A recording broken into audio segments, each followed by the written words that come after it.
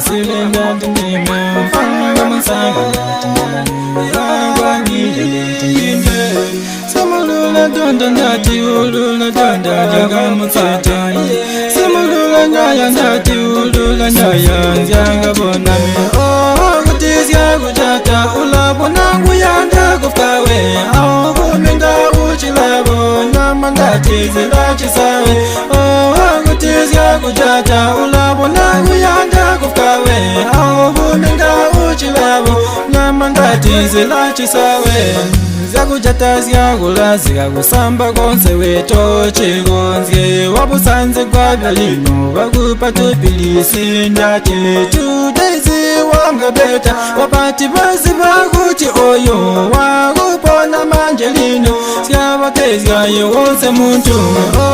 kutizya kutata ulabona nguyanda kusawe au kumenga uchilabo nama ndati zilachi sawe kutizya kutata ulabona nguyanda kusawe au kumenga uchilabo nama ndati zilachi sawe ngatugambe kulileza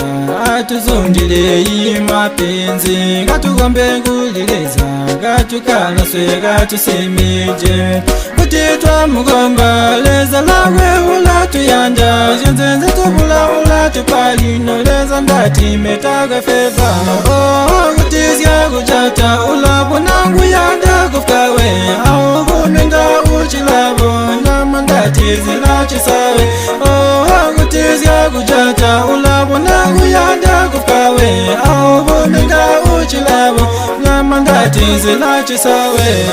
zakujata zyagula zikakusamba konse weto chigonzye wabusanze kwa byalino bagupa tupilisi ndati tudezi wanga beta wapati bazi baguti oyo wagupona manjelino syabotezya yewonse muntu kutizya kujata ulabona nguyanda kusawe au kumenga uchilabo nama ndati zilachi sawe kutizya kujata ulabona nguyanda kusawe au kumenga uchilabo nama ndati zilachi sawe ngatugambe kulileza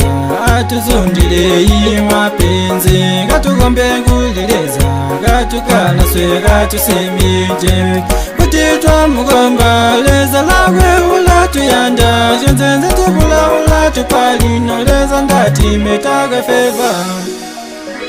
Tani Entertainment.